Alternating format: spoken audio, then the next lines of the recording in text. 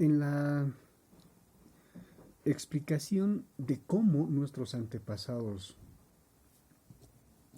aprendieron aquello que hemos heredado y aquello que la colonia había despreciado como conocimiento científico, como conocimiento válido para poder desarrollar vida y sociedad, política, economía y todo lo demás, tenemos que remontarnos a la esencia de lo que significa el conocimiento ancestral.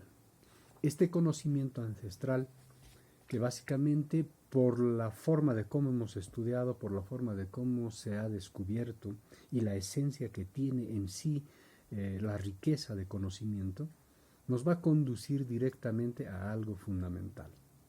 Y ese algo fundamental tiene como una esencia la astronomía, es decir, el conocimiento astronómico que había sido el pilar fundamental para poder desarrollar todo lo que ha servido como base fundamental en los procesos de desarrollo cultural, desarrollo social, demográfico, político, etcétera, dentro de nuestros pueblos ancestrales.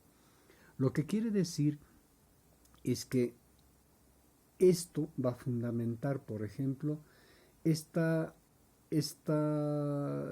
especie de encuentro entre, por ejemplo, dos calendarios.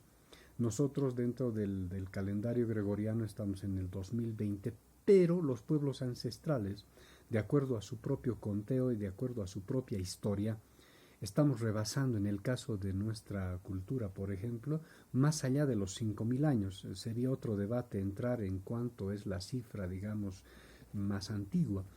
Pero basta con decir que va más allá de los 5.000 años para entender que todo el desarrollo cultural y todo el conocimiento se habría gestado hace muchos de miles de años atrás. Uno de los principios fundamentales de nuestros abuelos era comprender cómo funcionaba no el entorno solamente de la naturaleza propia en la que vivía, sino sobre todo aquel escenario cosmológico que lo podría entender día a día, noche a noche, que habría sido la base de su formación calendárica, por ejemplo, y que luego va de transformarse en este desarrollo agrícola bastante productivo y sobreproductivo además. Resulta que, por ejemplo, la rotación de los cargos en el escenario de la estructura del desarrollo político, social, etcétera, de los pueblos, había sido una especie de armonía con lo que pasaba en el cosmos. Las estrellas, el cosmos mismo en el universo se encarga de dar vueltas y el giro que tiene es antihorario. Y este giro antihorario hace que en el escenario, digamos, de nuestros pueblos también se generen estos giros antihorarios, como la rotación de cargos, la rotación de los suelos, es decir, la rotación de las funciones dentro de las autoridades, etcétera, etcétera. Por tanto,